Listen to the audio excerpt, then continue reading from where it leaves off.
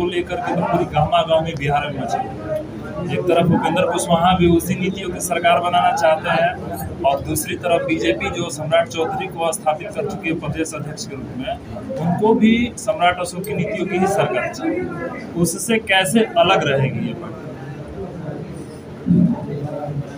ऐसा है कि जब से सम्राट अशोक को स्थापित करने की बात आई है कि सम्राट अशोक के जैसा शासन की व्यवस्था हो, आज तमाम पार्टी यह कह रही है कि हम जो है पुनः सम्राट अशोक के शासन के अनुरूप ही इस भारत को बनाना चाहते हैं। लेकिन हम यह कहना चाहते हैं कि इस भारत का जो संविधान है, अगर उस संविधान को ठीक से लागू कर दिया जाए तो सम्राट अशोक का शासन इस भारत में आ सकता है। लेकिन देश 75 वर्षों से आज़ाद हो चुका है। इसके बाद भी तमाम पार्टी जो आज सम्राट अशोक महान की शासन की बात कर रही है, अगर ठीक से संविधान को लागू किया होता, संविधान के अनुरूप इस भारत को चलाने का प्रयास किया गया होता, तो आज जो कहा जा रहा है वह कहने की ज़रूरत नहीं पड़ती, बल्कि वैसे ही भारत का निर्माण हो चुका होता। लेकिन अब तक जो भी देखा जा रहा है कि अब इस देश में जो भी शासन सत्ता में आया है वह संविधान के अनुसार इस देश को चलाने का न प्रयास करके अपने अनुसार इस देश को चलाने का प्रयास कर रहा है। ऐसा भी लग रहा है कि जैसे कि सम्राट अशोक की नीतियों की सरकार बननी चाहिए, ये हवाएं उड़ रही हैं। अगर अंदरूनी तरीके से देखा जाए तो बिहार में एक ऐसा तबका है जो सम्राट अशोक को काफ़ी अंदरूनी तरीके से उनको मानता भी है। तो कहीं ऐसा तो नहीं कि ये पार्टी भी उनको ऑब्जर्व करने के चक्कर फिराक में है कि भाई जैसे सभी लोग उस जो सम्राट अशोक को मानने वाले लोग हैं उनको भुनाने की तैयारी में है, कहीं वही नीतियाँ यहाँ भी तो नहीं? ऐसा कुछ भी नहीं है, क्योंकि हम सभी लोगों ने जब इतिहास को पढ़े और इतिहास के पढ़ने के बाद यह लगा कि सम्राट अशोक का जैसा शासन व्यवस्था इस भारत में था, उस तरह की व्यवस्था फिर स्थापित हो सके, इसलिए सर्वलोकित समाज पार्टी बनाई गई है। और इस सोच के साथ जितने लोग होंगे वो भी और जो नहीं भी होंगे उनको भी अगर बेहतरीन शासन की आवश्यकता महसूस होगी तो जरूर सर्वलोकित समाज पार्टी का साथ देंगे। और यह सर्वलोकित समाज पार्टी जिस सोच को लेकर के चल रही है उस सोच का भारत बनाने का काम हम करेंगे। 24 में लोकसभा के चुनाव है, पार्टी की भूमिका क्या रहेगी? हम लोग 2024 में चुनाव में जरूर उतरेंगे और कई प्रांतों में उतरने का प्रयास हम लोगों का चल रहा है, जिसमें बिहार को जो है दिनेश कुमार जी को प्रभारी के रूप में दिया गया है।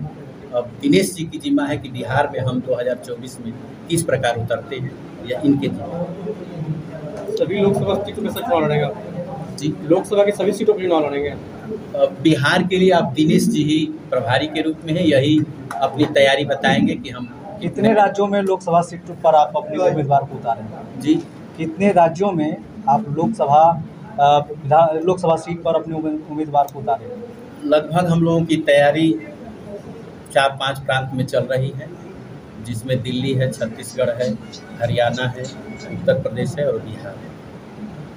आपकी सरकार अगर बनती है या विपक्ष में भी आते हैं बहुमत से, तो क्या रणनीति होगी आपकी?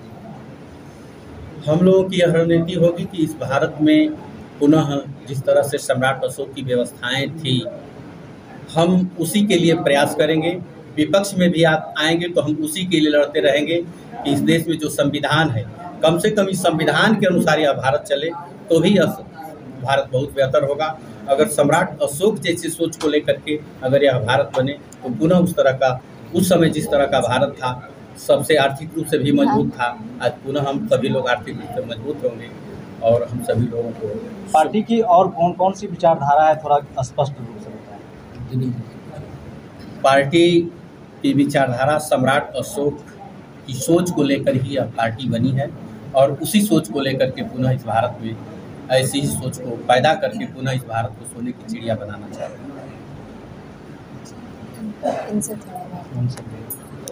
दिया गया है हम, और जहाँ तक लोकसभा सीट पर लड़ने की बात है तो हम लोग उसका अभी बायोडाटा तैयार कर रहे हैं और हमारी संस्था जहाँ जहाँ मजबूत होगी वहाँ वहाँ हम लड़ेंगे। और आप लोग तो भाई हर न्यूज़ को हर खबर को कैसे प्रचारित और प्रसारित किया जाता है, ये तो आप लोगों के हाथ में है। और आप चाहिएगा तो किसी को हीरो बना सकते हैं, और आप लोग चाहिएगा तो किसी को जीरो बना सकते हैं। तो हम ये अपेक्षा करेंगे कि बिहार में ये सर्वलोकहित समाज पार्टी का आप लोग का सहयोग मिले, और हम पूरे अपने संगठन को देखते हुए चुनाव से पहले हम लोग ये घोषणा कर देंगे कि हम लोग कितनी सीटों पर चुनाव लड़ेंगे।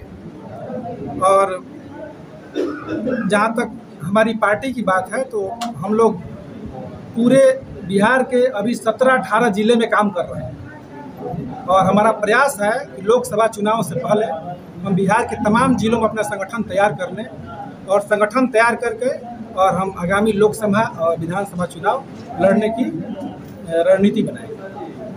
देश में कई बड़ी पार्टियां हैं जिसको सपोर्ट देश के उद्योगपति कर रहे हैं।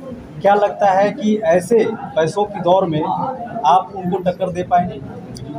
देखिए, आप बखूबी देश का माहौल देख रहे हैं। जो व्यक्ति जिसके पीछे पैसा लगाएगा, और एक छोटा व्यक्ति भी समझता है कि अगर हम पैसा दूसरे को देंगे तो उसके एवज में हमको कुछ मिलना चाहिए, तो जाहिर सी बात है कि अगर हम दूसरा व्यक्ति के पैसा लेकर के चुनाव में उतरेंगे और उसके पैसे पर चुनाव में खर्च करेंगे, तो भैया सत्ता में आने के बाद उसके लिए हमको काम करने होगा। आज जो भारत सरकार कर रही है, पूरा चीज़ देख रहा है कि जिसके बल पर चुनाव में पैसा खर्च हुआ और आज उसी के हाथ में लगता है कि पूरे देश को गिरवी रख दिया जाएगा, उस हिसाब से हम लोग काम नहीं करेंगे। हम लोग जनता के बीच जा रहे हैं, जनता के बीच अपनी बातों को रख रहे हैं, और जनता हमको एक्सेप्ट कर रही है कि नहीं, आप जिस मेथड पर काम कर रहे हैं, आपका जो रोड मैप है वो बढ़िया है, और जनता हमको सहयोग कर रही है। जनता के प्रयास और सहयोग से ही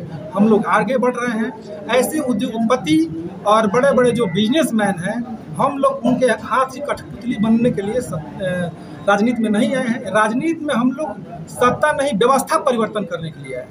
समाज में दो ढोंग, पाखंड, ऊंच नीच, शोषण जो चल रहा है, उसको हम लोग समाप्त करने के लिए आए हैं। और समाज का जैसे सहयोग है, और ख़ास तौर से आप लोग अगर सहयोग दीजिएगा, तो मुझे पूरा और आशा और विश्वास है कि बिहार में ये सफलतापूर्वक सर्वलोकहित समाज पार्टी अपने परचम को लहराएगी, और आने वाले कुछ दिनों में ये जरूर सत्ता में पहुंचेगी, और सत्ता में पहुंचने के बाद बिहार की जो ये सब व्यवस्था है उसको समाप्त करके राज्य को आगे बढ़ाएगी। एक आखिरी सवाल ये रहेगा कि बिहार के वर्तमान मुख्यमंत्री नीतीश कुमार इन दिनों विपक्षी दलों को एकजुट करने में लगे हुए हैं। आप अपने खेमे को किस ओर रखना चाहेंगे? देखिए, आप ये जो क्वेश्चन कर रहे हैं, मुझे तो यही नहीं समझ में आ रहा है कि नीतीश जी किस विपक्षी दल को एकत्रित कर रहे हैं। कभी बीजेपी के साथ जा कर के मिलना, और कभी और तमाम विपक्ष पार्टियों के साथ मिलना। तो पहले तो उनका यही नहीं क्लियर है कि अभी जो महागठबंधन में है तो विपक्ष में रहेंगे, या हो सकता है, क्योंकि उनकी तो भाई ये सिस्टम रहा है कि कब किधर चले जाते हैं किसी को पता भी नहीं चलता। खैर, इनका सवाल ये नहीं था आपकी पार्टी किस गठबंधन के साथ रहेगी, ये सवाल था।